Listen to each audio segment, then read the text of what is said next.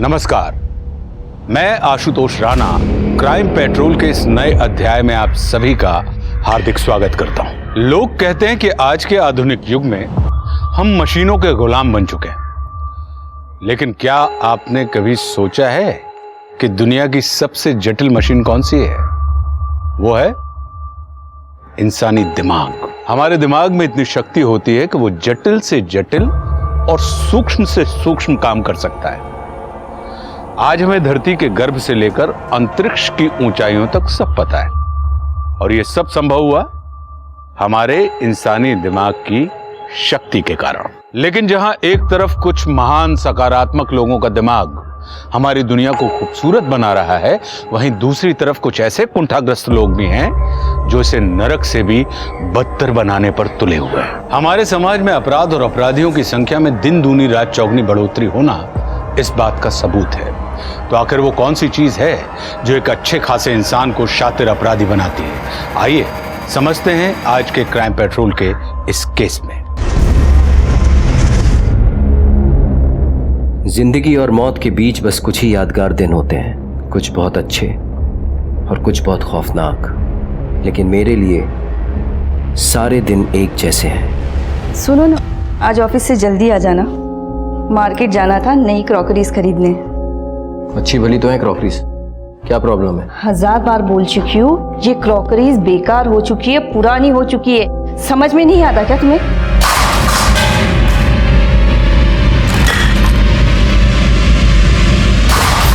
कोई भी चीज पुरानी हो जाती है इसका मतलब ये नहीं कि वो बेकार है।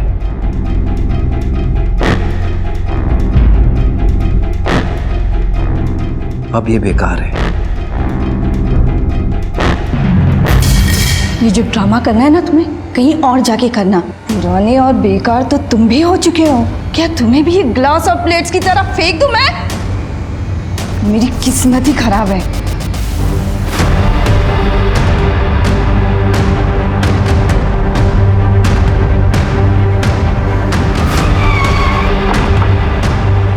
मेरा एक बहुत ही साधारण आम दिन था वो।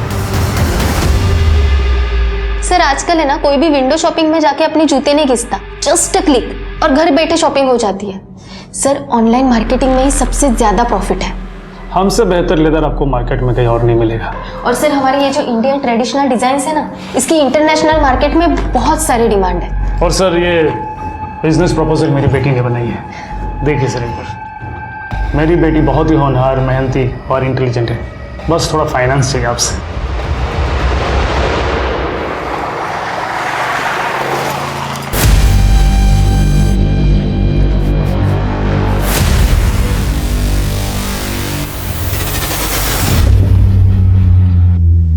क्या हुआ?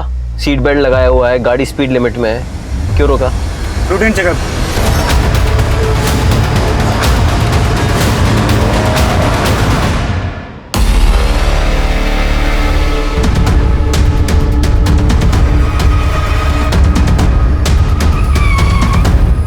सर, कंट्रोल रूम में एक आदमी का फोन आया, उसी ने इन्फॉर्म किया। सर गाड़ी और कपड़ों से तो ये पैसे वाला लगता है। इसकी फोटो खींचकर आसपास के पुलिस स्टेशन में सर्कुलेट करो। जी सर। और ये गाड़ी के नंबर से ये पता करने की कोशिश करो ये गाड़ी किसके नंबर रजिस्टर्ड है। सर यहाँ देखिए।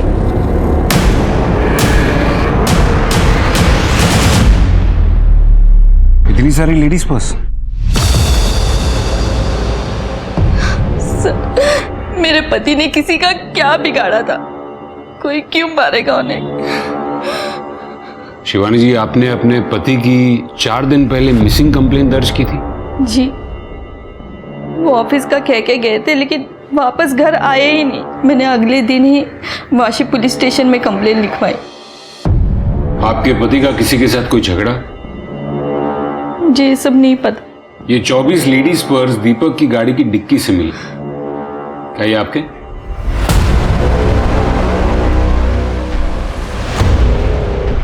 नहीं, ये पर्स मेरे नहीं है। एक बात बताइए, वो हमेशा ही अपनी गाड़ी ड्राइव करते थे या फिर कोई ड्राइवर रखा था? जी, हमारा एक ड्राइवर है प्रमोद, लेकिन पिछले 1 महीने से वो काम पे नहीं आ रहा है क्योंकि वो बीमार है। ठीक है, आप लोग जा सकते हैं।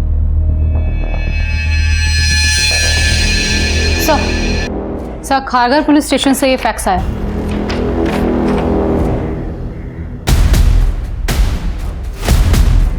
ये तो दीपक का स्केच है, बस खाली मूंछों का फर्क है। आखिर ये चक्कर क्या है?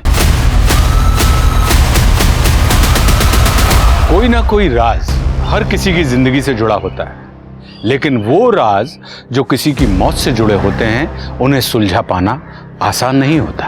एक पुलिस स्टेशन में पुलिस दीपक के कातिल की तलाश कर रही थी, तो वहीं दूसरे पुलिस स्टेशन की पुलिस दीपक को तलाश कर रही थी, और जो इल्जाम दीपक पर लगे थे उन पर यकीन कर पाना बहुत मुश्किल था। अभी तो सिर्फ शुरुआत थी, अभी तो ये पता ही नहीं था कि और कौन कौन से राज सामने आने बाकी हैं। क्या दीदी अभी तक नाश्ता रेडी नहीं किया? कब से भूख लग रही है मुझे, जल्दी देना। अभी नाश्ता बनने में टाइम है, अभी यही खा ले। और ये क्या है? हाँ, कितनी बार बोला ये बाल छोटे करा ले, जाके कोई अच्छी सी हेयर कटिंग करा ले, वरना कोई लड़की शादी नहीं करेगी तुझसे। दीदी तुझे कुछ पता है नहीं, ओल्ड फैशन हो गई है आजकल ना, लड़कियों को ऐसे ये बड़े बाल ही पसंद है। मान लूंगी, जिस दिन अपनी नजर से देख लूंगी ना उस दिन मानूंगी। लेकिन हाँ दीदी दिखा दूंगा, पहले तेरे पति का बिजनेस तो देख लूं, समझ लूं, उसके बाद इससे भी मिलवा दूंगा। अच्छा सुन, तेरे जीजा जी को ना सर पे ताता तैया करने की आदत है, तुझे बिल्कुल भी उनसे डरने की या दबने की जरूरत नहीं है। और तू अगर इस फैमिली बिजनेस में आया है ना तो अपनी काबिलियत की वजह से, कोई एहसान वहसान नहीं किया तेरे जीजा जी ने तुझ पे, समझा? दीदी तू और तेरा पति ना दोनों बैंग ऑपोजिट है। तू कहती है कि एहसान मत मानना, और तेरा पति है कि हर वक्त जताता रहता है कि वो मुझ पे एहसान कर रहा है। देख ले दीदी, अगर ऐसे ही चला तो मैं चला जाऊंगा, मैं नहीं रहूंगा तेरे घर में।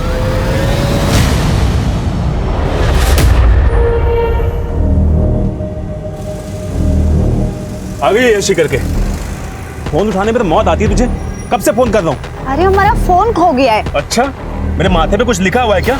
और तेरे बाप ने पैसे जमा करवाए थे जो एक ही झटके में मेरे अकाउंट से 15,000 रुपए निकाल के उड़ा दिया। तुम अपनी ही धुनकी में लगे रहते हो ना, एक बार पूछोगे नहीं कि हमारे साथ क्या हुआ है? अच्छा, ऐसा क्या हुआ है? वो हम खारघर से वाशी स्टेशन की तरफ जा रहे थे। अरे आप तो ऐसी हालत में आपको ज्यादा पैदल नहीं चलना चाहिए, मेरी पत्नी को भी बहुत तकलीफ होती थी। आप कहें तो मैं कहीं आपको छोड़ दूं? लेकिन हमें वाशी की ओर जाना है। अरे मैं भी वहीं जा रहा हूँ, आइए ना छोड़ देता हूँ आपको, आइए आइए प्लीज।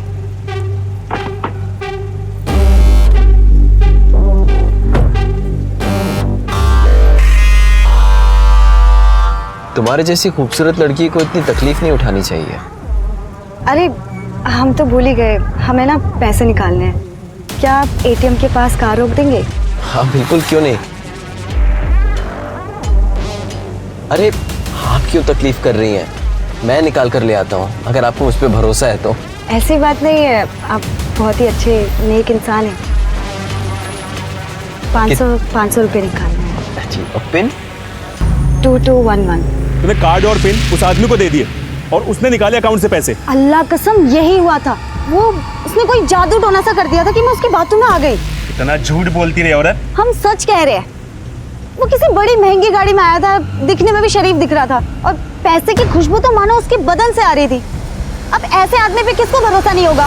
शिंदे समझ में नहीं आ रहा है, ये दीपक करमरकर इतनी बड़ी फाइनेंस कंपनी का मालिक है, लेकिन खारघर पुलिस स्टेशन के मुताबिक दीपक करमरकर ने किसी रेशमा करवे का एटीएम लेकर उसके अकाउंट से पैसे चुराए। चक्कर क्या है? सर, रेशमा का पति। क्या नाम है तेरा? गणेश। गणेश, हमको ना तेरी बीवी से बात करनी। कहाँ है वो? वो तो भाग गई। भाग गई? कहाँ भाग गई? अरे हम पर क्यों बरस रहे हो? भरोसा नहीं है तो पुलिस से जाकर पूछो। हाँ हाँ, पुलिस के पास भी जाऊंगा, कचहरी भी जाऊंगा, तलाक के लिए। तलाक? इतनी सी बात के लिए? तेरा झूठ सुन सुन के थक गया हूँ, या तो तू मेरे 15,000 रुपए दे या फिर तलाक दे दे। साहब मुझे लगा एक दिन में अकल ठिकाने आ जाएगी, लेकिन वो तो गायब ही हो गई। तब मुझे लगता है ना उसी गाड़ी वाले के साथ भाग गई। सच बोल रहा है? सर मैं झूठ नहीं बोलता, झूठ बोले तो मेरी गली में कुत्ता काट खाए मुझे। तेरी गली का कुत्ता काटे ना काटे, तू झूठ बोलेगा ना तो हम जरूर काटेंगे। फिलहाल ये शहर छोड़कर जाना नहीं, समझा ना?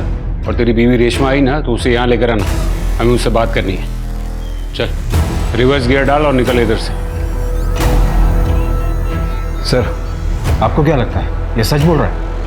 शिंदे, सच झूठ का तो पता नहीं है, लेकिन इस गणेश से डायरेक्टली या इनडायरेक्टली दो लोग जुड़ते हैं। एक दीपक जो मर चुका है और एक इसकी बीवी रेशमा जो भाग चुकी है।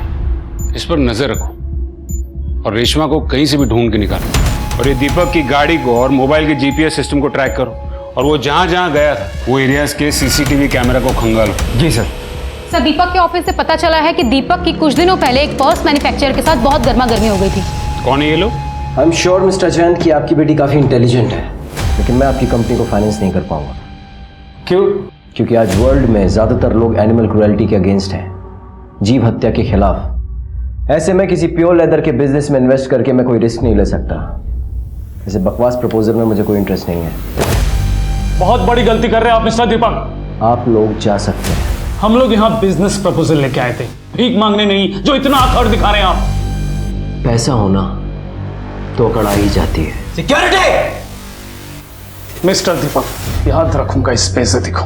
आपकी बेटी के बिजनेस आइडिया को दीपक ने फाइनेंस नहीं किया था ना, जाहिर है एक बाप को गुस्सा तो आया होगा। आया था सर, लेकिन सर एक बिजनेसमैन अपना बदला बिजनेस में आगे बढ़कर लेता है, किसी का खून करके नहीं। तो आपकी फैक्ट्री से निकले लेडीज पर्स दीपक की गाड़ी में क्या कर रहे थे? सर आप कहना क्या चाहते हैं? मैंने ये सारे पर्स दीपक के कार के डिक्की में रखे, फिर उसका मर्डर किया, क्या कह रहे हैं सर आप? सर इनफैक्ट ये बैग्स हमारे कंपनी की है ही नहीं। इसकी डिजाइन्स देखिए कितनी लोकल है, ये ना आपको सड़क पे आराम से मिल जाएगी। कंगना ऐश्वर्या आलिया की पसंद, ले लो 300 रुपए 300 रुपए 300 मैम 300 फिक्स प्राइस है, नो बार्गेनिंग। और ये? हाँ ये भी 300 है ना, बार्गेनिंग नहीं है मैम। अरे कल ही खरीदा मम्मी ने, प्रियंका ने अपनी शादी में पहना था ना, बिल्कुल वैसा ही है, एकदम चटक लाल, ऊपर से गोल्डन वर्क है, सिल्वर भी। तू देखना, पहनूंगी ना तो प्रियंका से भी ज्यादा सुंदर लगूंगी। तू आ रही है ना? ये तो दीपक की स्केच है, लेकिन ये मूछे, मैंने तो इतने सालों में उन्हें कभी मूछों के साथ नहीं देखा। देखिए मैडम, नकली मूछें लगाना बहुत आम बात होती है। मैं कुछ समझी नहीं, बात क्या है? ये कैसी बातें कर रहे हैं आप? मेरे पति बिल्कुल ऐसे नहीं थे। अरे उनका मर्डर केस सॉल्व करने के बजाय आप लोग उस पर घिनौना आरोप लगा रहे हैं।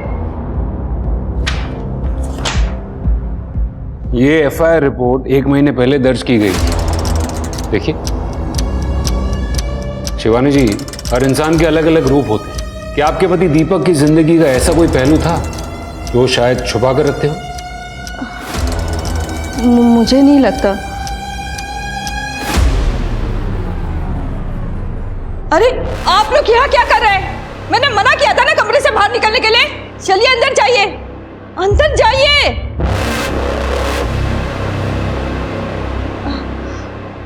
प्लीज अंदर जाइए ना। ये आपका ड्राइवर प्रमोद, ये कितने साल से काम कर रहा था? बहुत साल हो गए उसे। रोहन जब छोटा था तब से है वो। और दीपक ने उसे मेरे और रोहन के लिए ही रखा था। अपनी गाड़ी वो खुद ही ड्राइव करते थे। शिवानी जी, दीपक के कॉल रिकॉर्ड से हमें ये पता चला है कि आखिरी बार बात उनकी आपके साथ हुई थी। कोई खास बात? नहीं, मैं तो बस उन्हें यही पूछ रही थी कि वो कब तक घर लौटेंगे, और उन्होंने कहा 1 घंटे में। शिवानी, बस रोज रोज एक ही सवाल। अरे जो बनाओगे खा लूंगा। हाँ पहुंच रहा हूं 1 घंटे में। हाँ ऑफिस में ही हूं, आ रहा हूं ना, रखो अभी।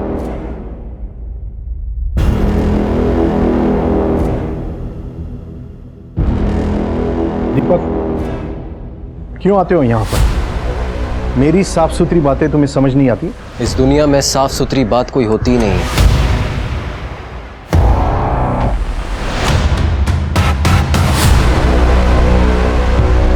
ए जीजू, और क्या चल रहा है? टाइम पास चल रहा है। तू बता, कैसा लगा रिसोर्ट?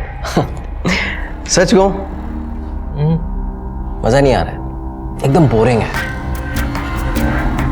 अच्छा, और बोरिंग क्यों लग रहा है तुझे? जीजू, जहां इतनी मनुसियत हो वहां बिजनेस कैसे बढ़ेगा? अभी देखो, ये क्या टांगा हुआ है आपने? ये देखो, ये क्या टांगा हुआ? क्या कर रहा है? एक मिनट, ये अरे बताता हूँ क्या कर रहा हूँ, बताता हूँ क्या कर रहा हूँ। जीजू, आजकल वर्ल्ड में ब्रांडिंग सब कुछ है, जो दिखता है वो बिकता है। आप यहां ना अपनी एक बड़ी सी पिक्चर टांगो किसी सेलिब्रिटी के साथ, एकदम स्टाइलिश। तेरे दिमाग का पुर्जा हिल गया है? क्या कर रहा है ये? याद रख, तेरी बहन की वजह से तेरा पागलपन झेल रहा हूं मैं, समझा तू? और मेरी बड़ी वाली फोटो लगा के क्या होगा? क्या होगा? आप एक बार करके तो देखो, फिर देखो बिजनेस कहां से कहां जाता है। बिजनेस जहां जाना है वहां जाएगा। पहले ये फ्रेम्स तू वापस जगह पे लगा। जीजू, मैं ना एक फोटोग्राफर लेके आता हूँ, पिक्चर तो आपकी लगाऊंगा मैं। रेडी रहना। सर, हमने दीपक के ऑफिस के सारे पेपर्स और बाकी के रिकॉर्ड्स भी चेक किए, पर ऐसा कोई भी एविडेंस नहीं मिला जिससे कि साबित हो सके कि वो पर्स स्मगल किए गए। सर, दीपक के कांटेक्ट में किसी सस्पिशियस पर्सन का नाम भी नहीं है। उसका ड्राइवर प्रमोद, उसके बारे में कुछ पता चला? हाँ सर, हम उसके गांव गए थे, उसकी डेथ हो चुकी है सर। व्हाट? हाँ सर, एक बीमारी के चलते काफी पहले उसकी डेथ हो चुकी है। वैसे सर, क्राइम स्पॉट के आसपास की सीसीटीवी फुटेज मैंने मंगवाई है, पर ट्रैफिक डिपार्टमेंट की तरफ से थोड़ा टाइम लग रहा है। ठीक है, मैं कमिश्नर के ऑफिस से फोन करवाता हूँ। सर एक अच्छी खबर है। सर, हमें दीपक की कार में से जो बैग्स मिले थे उनमें से 2 के बोनाफाइड सीरियल नंबर से पता चला है कि वो क्रेडिट कार्ड से खरीदे गए थे, अनीता कश्यप और श्रेया खट्टर के नाम से। उन दोनों से पूछताछ करो और उनसे पता करो कि उनके पर्स दीपक की गाड़ी में क्या कर रहे थे।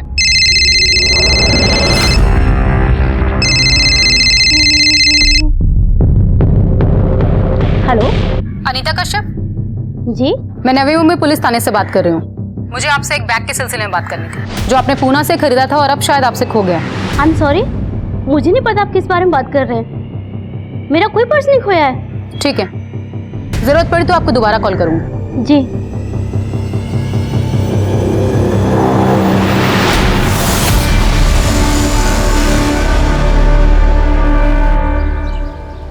Hello sir. Please have a seat.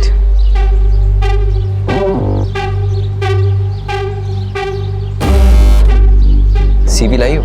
Ji sir. मेरा एक फैमिली बिजनेस है, मैं अपने बिजनेस को रिवाइव करके रीलॉन्च करना चाहता हूँ। आई होप तुम बड़े अकाउंट्स हैंडल कर पाओगे। जी बिल्कुल सर। गुड। अनीता, आज मैं तुमसे बिजनेस के रिगार्डिंग मिलने नहीं आया हूँ। एक्चुअली मैं कुछ कन्फेस करना चाहता हूँ। मैंने जब से तुम्हें देखा है बस तुम्हारे बारे में ही सोच रहा हूँ। मैं तुम्हें और अच्छे से समझना चाहता हूँ, जानना चाहता हूँ, एक अच्छे दोस्त की तरह। हम कुछ भी गलत नहीं कर रहे अनीता। कुदरत ने मर्द और औरत को बनाया ही ऐसे, जानवर की तरह। क्या कर रहे हो? छोड़ो, मेरे हाथ छोड़ो, छोड़ो मुझे।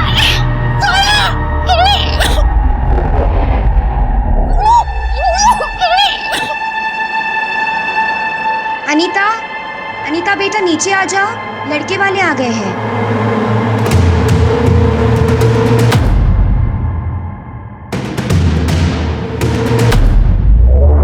सर, भाई अनीता कश्यप से बात हुई है, उसका कहना है कि उसका कोई पर्स चोरी नहीं हुआ। हाँ, लेकिन खरीदा तो उसी के कार्ड से गया था ना। जी सर, मुझे लगता है कि वो जरूर कुछ छुपा रही है। ठीक है, उसकी सारी डिटेल्स निकालो। और वो दूसरी लड़की श्रेया खट्टर, उसका क्या हुआ?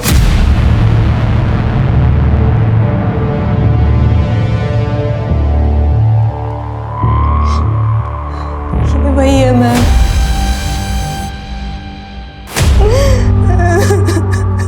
दीपक? पर सर, उसने तो मुझे अपना नाम केशु बताया था। मैं उसका चेहरा कभी नहीं भूल सकती। मैंने उससे सच्चा प्यार किया था सर। लगता है ये दीपक नाम बदल कर सारे क्राइम्स करता था। कहाँ मिली थी तुम उसे? सर, वाशी मॉल में। मैं वहाँ पर एक सेल्स गर्ल का काम करती थी।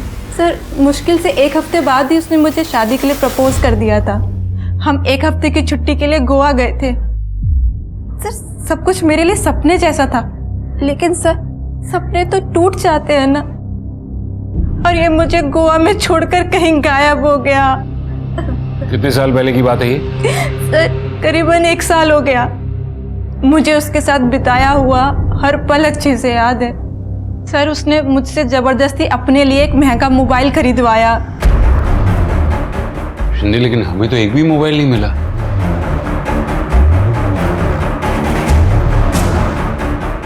अरे क्या कर रही है आप? अरे वहाँ पे कुछ नहीं है मैडम, आप क्या ढूंढ रही है मुझे बताइए ना। देखिए वहाँ मत जाइए, वहाँ कुछ नहीं है। मैम रुकिए, आप अंदर नहीं जा सकती। मैम ये क्या कर रही है मैम, आप मुझे बताइए ना, आप क्या ढूंढ रही है? मैडम ये आप क्या कर रही है? रुक जाइए, मुझे बताइए तो आप क्या ढूंढ रही है मैडम? सर पूरा ऑफिस को आपने छान मारा, अब बॉस के केबिन में सर आप लोग क्या कर रहे हैं? चुपचाप खड़े रहिए आप, अच्छे से चेक करना वहां पर। क्या ढूंढ रही है मैडम? अरे रुक जाइए ना मैम। हाँ सर ये सब फ़ोन उसी के हैं।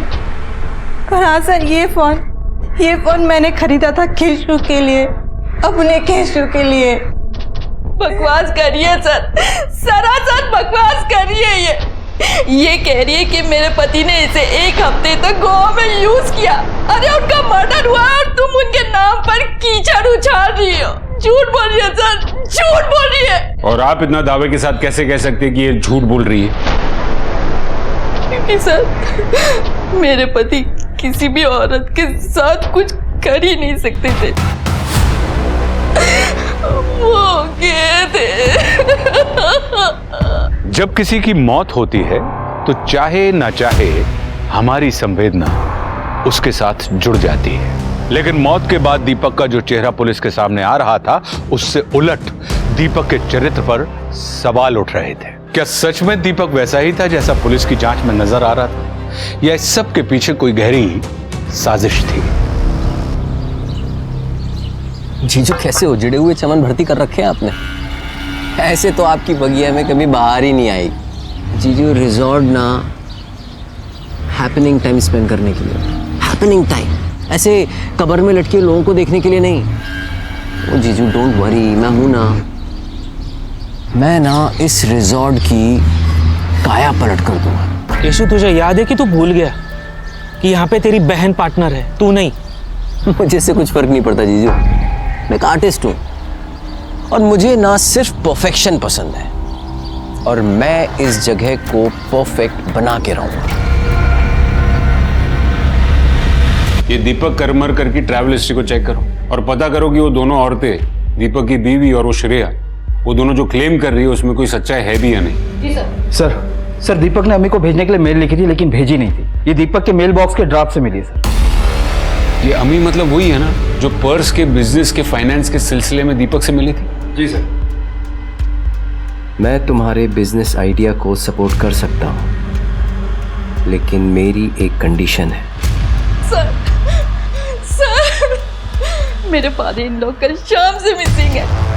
मैंने काफी बार उन्हें फोन ट्राई किया लेकिन वो फोन ही नहीं उठा रहे। आपका किसी और शहर में या गांव में घर है, उसका कोई एड्रेस हो तो दीजिए। सर इस बारे में मुझे कुछ नहीं पता, मैं सिर्फ 10 दिनों से उन्हें जानती हूँ। 10 दिन पहले ही हमारे घर रहने आए थे। तुम शिवानी हो ना? हाँ लेकिन आप? मैं दीपक का पिता। लेकिन पापा, हाँ खुश रहो, खुश रहो। इतने साल बाद आखिर आपने हमें माफ कर ही दिया। थैंक यू सो मच पापा। अरे तुम देख क्या रही हो, पैर छुओ। अरे रोहन बेटा जल्दी आओ, जल्दी जल्दी। कम कम कम कम, ये देखो दादू आए, नमस्ते करो। नमस्ते। नमस्ते नमस्ते बेटा, नमस्ते। इसका मतलब है आपकी और दीपक की शादी दीपक के पेरेंट्स की मर्जी के खिलाफ हुई थी? जी सर, मैं दीपक से उम्र में बड़ी थी, ज्यादा पढ़ी लिखी नहीं थी, इसीलिए शायद वो मुझे पसंद ही नहीं करते थे। और इतने साल के बाद वो अचानक से घर आ गए? हाँ सर, 8 साल बाद। और आपका कहना है कि आपको शादी से पहले ही पता था कि दीपक को औरतों में इंटरेस्ट नहीं है, और फिर भी आपने शादी की? जो इंसान किताब की तरह आपके सामने अपनी जिंदगी के पन्ने खोल के रख दे, उस पर तो भरोसा करना ही पड़ता है ना सर। उन्होंने मुझे पहले ही बता दिया था कि वो मुझे पत्नी के सब अधिकार देंगे सिवाय एक अधिकार को छोड़कर, और हम बच्चा भी IVF के थ्रू करेंगे। मुझे एक बात बताइए, दीपक की मौत में और आपके ससुर के मिसिंग होने में आपको कोई कनेक्शन लग रहा है? मुझे कुछ नहीं पता सर। लेकिन हमने पता किया, श्रेया झूठ नहीं बोल रही थी। श्रेया ने केशु के बॉडी पर एक बर्थ मार्क के बारे में बताया था, जो वाकई में दीपक की बॉडी पर था। इनफैक्ट श्रेया के पहले रेशमा ने भी दीपक के बारे में कंप्लेंट दर्ज की थी और अब रेशमा भी मिसिंग। जब आपको लगता है कि दीपक इतने सालों तक मुझसे झूठ बोल रहा था, वो धोखेबाज है, वो एक पर्वर्ट है और समाज में अपना परिवार दिखाने के लिए मुझसे उसने शादी की, तो ये भी बता दीजिए ना कि उसके पिता कहाँ है।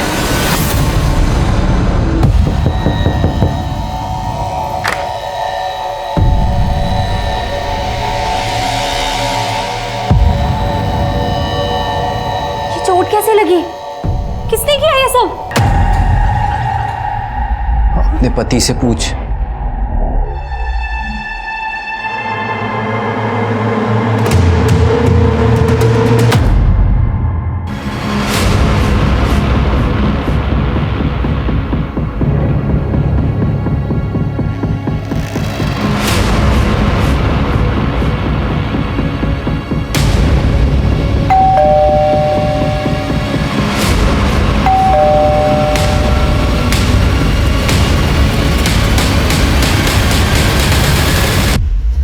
जी मैं शिव करमरकर को ढूंढ रहा हूँ।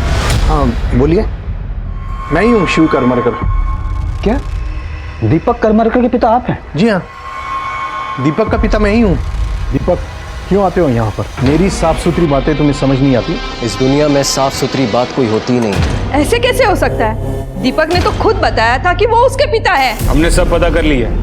दीपक का असली पिता वो नहीं कोई और है, और उसने हमें बताया कि आपने पैसों के चक्कर में दीपक से शादी की। झूठ बात, बकवास कर रहा है वो। यही तो समझ में नहीं आ रहा कि बकवास आखिर कर कौन रहा है और गेम किसने खेला है?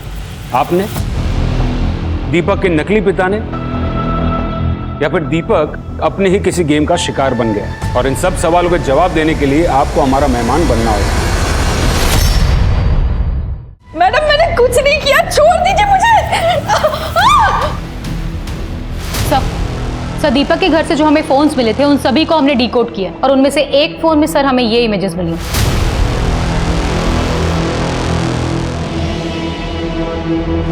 अवनी, इन सारे इमेजेस के सोर्सेज निकालने होंगे। जी सर, ट्रैफिक डिपार्टमेंट की तरफ से सीसीटीवी फुटेज आई।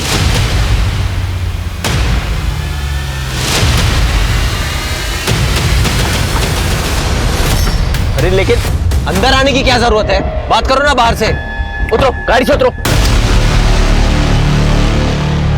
देखो, क्या चाहिए तुम्हें? गाड़ी चला। देखो, अगर तुम्हें पैसे चाहिए मैं जितना बोलोगे उतना दूंगा। चाकू उठाओ। बोला ना, गाड़ी चला। सर ट्रैफिक डिपार्टमेंट ने अश्योर किया है कि वो इंटरनल इन्वेस्टिगेशन करके हमें इन्फॉर्म करेंगे कि दोनों आदमी उनके हैं या नहीं, पर अभी तक कुछ पता नहीं चला है। एक काम करो, अपने सारे खबरियों को अलर्ट कर दो। हो सकता है कि नकली ट्रैफिक पुलिस वाले भाड़े के कॉस्ट्यूम लिए। आसपास के एरिया के सारे कॉस्ट्यूम वालों से भी पूछताछ करो। जी सर। हेलो, क्या?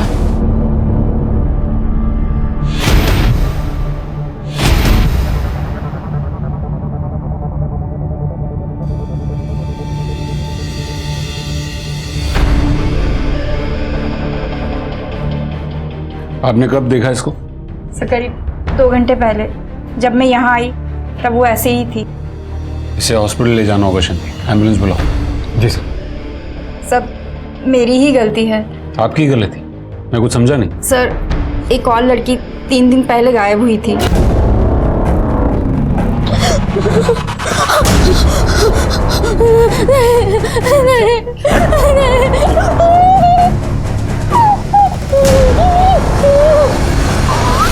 एक लड़की 3 दिन से गायब थी और आपने पुलिस में कंप्लेंट भी नहीं की? सर मैं सच कह रही हूँ, मैं बहुत डर गई थी। मैं नहीं चाह रही थी कि मेरे इस पीजी की बदनामी हो।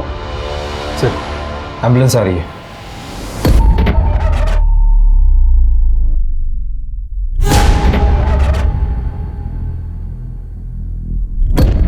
सर मेरी फैमिली को इसके बारे में कुछ भी पता नहीं चलना चाहिए सर। अगर उन्हें पता चल जाएगा तो वो मेरी पढ़ाई लिखाई सब बंद करवा देंगे। तुमने उस बंदे की शक्ल देखी थी? नहीं सर, उसने मास्क पहना हुआ था, उसका चेहरा मैं नहीं देख पाई सर। आज आज की सबसे बड़ी खबर, एक बहुत बड़ी फाइनेंस कंपनी के मालिक दीपक करमरकर की कुछ दिन पहले हत्या कर दी गई थी, लेकिन असल जिंदगी में वो विक्टिम नहीं, एक क्रिमिनल थे।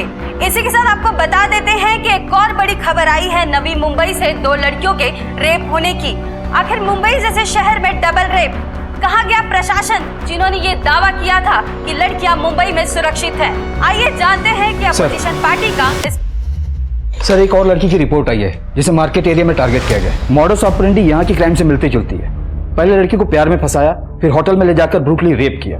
लड़की का कहना है कि लड़का क्लीन शेवन था और उसने कैप पहन रखा था। लेकिन सर इस बार ये कांड नवी मुंबई में नहीं, बैंगलोर में हुआ है। बैंगलोर में? हाँ सर, हो सकता है कोई कॉपी कैट हो। वहां की कोई सीसीटीवी फुटेज मिली? हाँ सर मिली है, पर क्लियर नहीं है।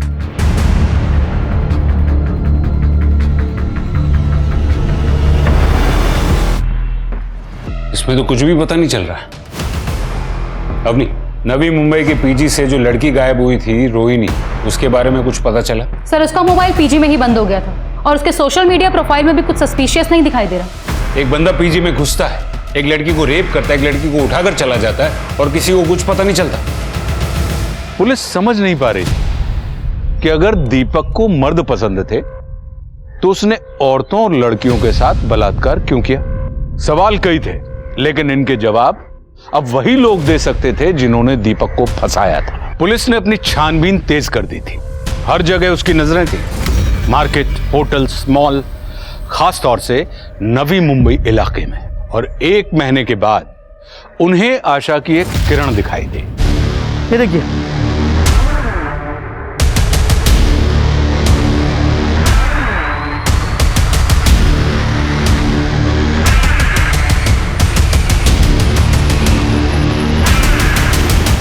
इट्स कंफर्म सर, उस सुनसान जगह पे जो लाश मिली है वो रेशमा कर्वे की है। उसके मोबाइल के जीपीएस की हिस्ट्री ट्रेस करो और देखो कि वो जहां जहां गई है वहां कौन कौन से नंबर्स एक्टिव हैं, और देखो कि उनमें से कोई कॉमन नंबर्स मिलते हैं क्या। Okay sir. और एक बात है सर, दीपक की मौत के 1 दिन पहले ट्रैफिक पुलिस की फुल कॉस्ट्यूम रेंट पर ली गई थी। हम ट्रेस कर रहे हैं सर, और दीपक के नकली बाप को ढूंढने के लिए खबरियों को भी काम पर लगा दिया है।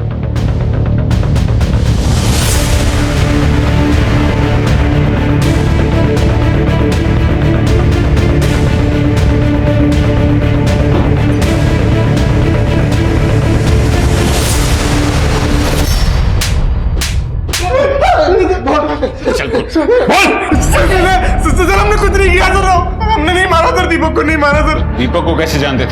सर वो हम लोग एक होमोसेक्सुअल हनी ट्रैपिंग रिंग से जुड़े हुए थे sir. Homosexual Honey trapping ring? हाँ सर, जो आदमी ऑनलाइन गे पॉर्न सर्फ करते थे वो लोग सर हैकर के थ्रू उन्हें ट्रैक करते थे सर, उन्हें फंसाते थे सर और फिर ब्लैकमेल करते थे। दीपक को भी उन लोगों ने ऐसे ही फंसाया था सर। दीपक को? हाँ सर। हाँ सर, दरअसल सर वो दीपक है ना सर, उसे मर्द पसंद थे, इसलिए उन्होंने जिमी को थ्रू उसका फंसाया सर, और सर फिर मुझे ऑर्डर दिया उसको ब्लैकमेल करने के लिए। तुम पैसा निकालते हो या मैं तुम्हारे बीवी बच्चों को बता दूं सब? देखो, मैं पैसे दे दूंगा, थोड़ा टाइम लगेगा। तुझे जितना टाइम चाहिए उतना ले, लेकिन तब तक मैं तेरे इस घर में रहूंगा, तेरा बाप बन के। सर फिर किसी ने दीपक का खून कर दिया सर, मैं बहुत डर गया सर, इसलिए मैं उस घर से भाग गया सर। तुम लोगों को ये ऑर्डर्स कौन देता था? वो ऑर्डर्स अलग अलग नंबर से आते थे सर, हमें तो ये भी नहीं पता सर कि वो एक आदमी या बहुत सारे। शिंदे, इनसे सबके नंबर्स लो। जी सर।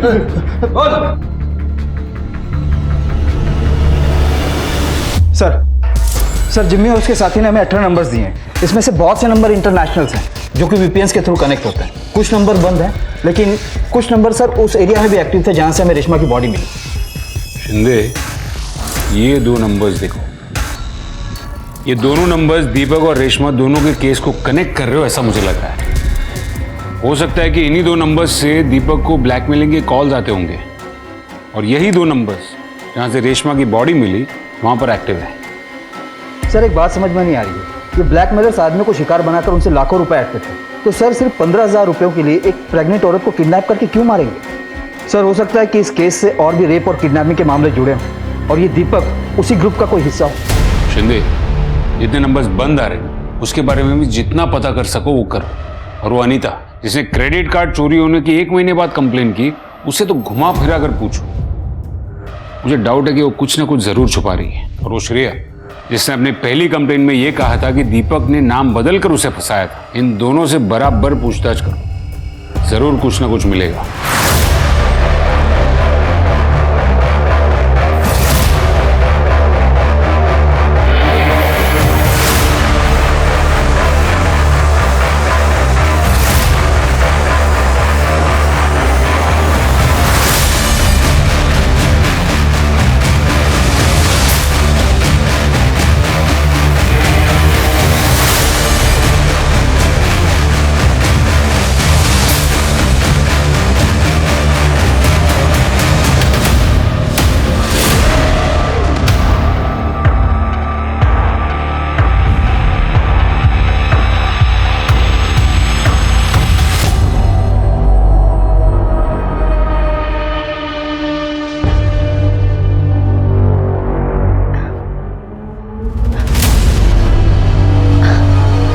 रुको ना, थोड़ी देर बात करते हैं।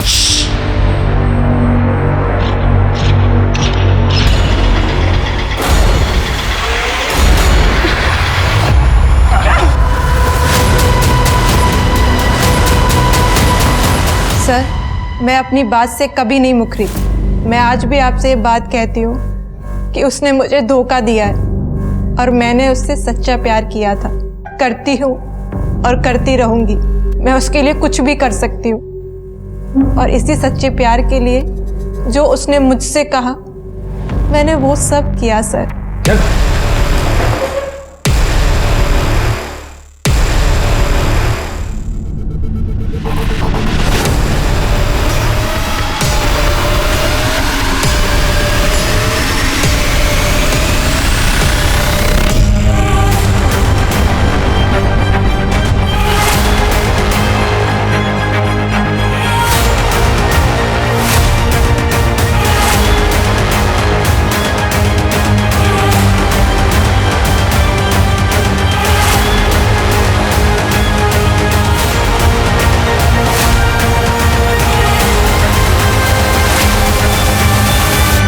पेशू Ranganathan, mastermind with criminal mentality. तुम्हें देखकर मुझे अफसोस होता है, एक जीनियस स्टूडेंट रह चुका है, एमबीए किया और कॉलेज से हैकिंग शुरू कर दी और अपनी सबसे बड़ी गेम खेली तूने अपने हमशक्ल दीपक करमरकर को मार कर। क्यों किया ये सब? तो मैंने मजाक में हैकिंग के थ्रू ये गे लोगों को ट्रेस करना शुरू कर दिया जो कभी भी अपनी आइडेंटिटी रिवील नहीं करते। लेकिन बाद में समझ में आया कि इससे तो मैं काफी पैसा कमा सकता हूँ। दीपक को भी मैंने ऐसे ही अपना शिकार बनाया था और शिकार बनाकर मार दिया। आर्टिस्ट हूँ मैं सर, आर्टिस्ट। किसी को भी अपने काबू में कर सकता हूँ। और ये जो लड़की लोग होती है ना सर, ये ना बहुत बेवकूफ टाइप की होती है। Don't mind madam, but that's the truth. इनसे आप थोड़ा सा बाबू शूना हनी बोल दो, मक्खी की तरह चिपक जाती है। पर क्या करें सर, बॉडी को जो चाहिए तो चाहिए। तो पहले थोड़ा सा मुंह लगा लो और फिर जब चिपकने लगे ना तो दूसरे शिकार की तरफ शिफ्ट हो जाओ। बस सिंपल है। दीपक की कार से 24 पर्स मिले थे, वो सब क्यों किया तूने? वो भी तेरा मजाक था या फिर कोई पर्सनल खुन्नस? डोंट माइंड ना, तो मैंने पुलिस को बेवकूफ बनाने के लिए किया था। जो उसने मुझसे कहा मैंने वो सब किया सर। एक औरत ने पुलिस में मेरी शिकायत की है। मैं लंबे समय के लिए जेल जा सकता हूँ। मैं जानता हूँ कि तुम मेरी बात भी समझोगी और मेरी मदद भी करोगी। श्रेया एक आदमी है, दीपक करमरकर, हूबहू मेरी शक्ल का। श्रेया, मेरे पास एक बहुत अच्छा प्लान है। मैं उसका खून करूँगा, बस तुम्हें उसे आइडेंटिफाई करना।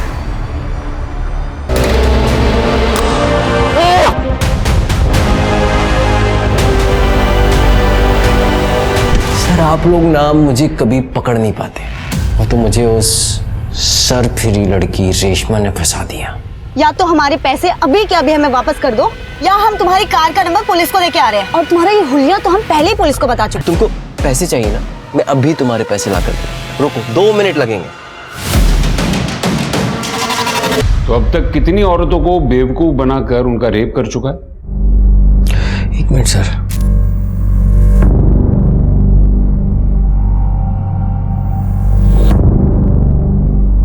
सर एग्जैक्टली नहीं बता पाऊंगा, यही कुछ 50-60 होंगी। मानना पड़ेगा, प्लान एकदम परफेक्ट था तेरा। तूने बड़ी आसानी से पुलिस के सामने यह साबित कर दिया कि सारे क्राइम्स दीपक करमरकर ने ही किए थे। लेकिन तू तो पुलिस रिकॉर्ड से काफी दूर था। वो बैंगलोर वाला कांड?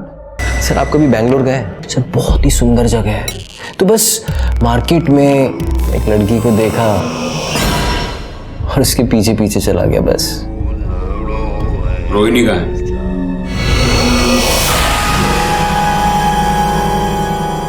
क्या हुआ? वो पीजी का double rape case, Sonia, Rohini को तूने ही उठाया था ना? कहाँ है रोहिणी?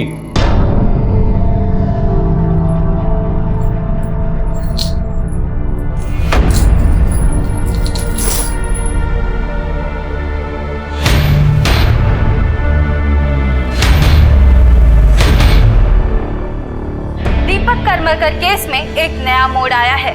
असल जिंदगी में दीपक क्रिमिनल नहीं बल्कि विक्टिम थे और उन पर सारे लगाए गए इल्जाम बेबुनियाद थे। जितने भी क्राइम हुए थे वो दीपक ने नहीं बल्कि उसके हमशक्ल केशु ने किए थे। शिवानी जी, हमें माफ कर दीजिए।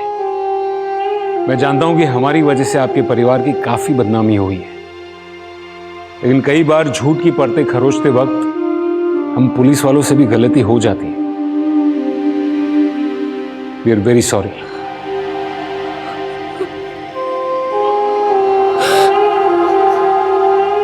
किसी ने नहीं सोचा था कि दीपक के केस का अंत ऐसे होगा। दीपक काल का शिकार सिर्फ इसलिए बना क्योंकि उसका चेहरा केशु से मिलता था। यह बात डरने के लिए काफी है कि कोई अपनी जिंदगी के सुख दुख का लेखा जोखा संभाल रहा है और उसे सिर्फ इसलिए मार दिया जाता है कि उसकी पहचान किसी और के काम आ सकती है। केशु जैसे अपराधी को इस समाज में रहने का हक नहीं है, लेकिन यह सच है कि उसके जैसे ना जाने कितने अपराधी हमारे समाज में हमारे बीच रहते हैं, मासूमों को अपना शिकार बनाते हैं और किसी को कुछ पता नहीं चलता। हमारी और हमारे अपनों की खुशनुमा सुरक्षित जिंदगी की जिम्मेदारी हमारी है, लेकिन इसके लिए हर वक्त हमें सचेत और सतर्क रहना चाहिए। अब मैं आशुतोष राणा विदा लेता हूं आपसे। हम फिर मिलेंगे एक ऐसी ही कहानी के साथ जो आपको रखेगी सतर्क और जिंदगी को सुरक्षित। तब तक अपना और अपने परिवार का ख्याल रखिए और देखते रहिए क्राइम पेट्रोल सतर्क। जय हिंद।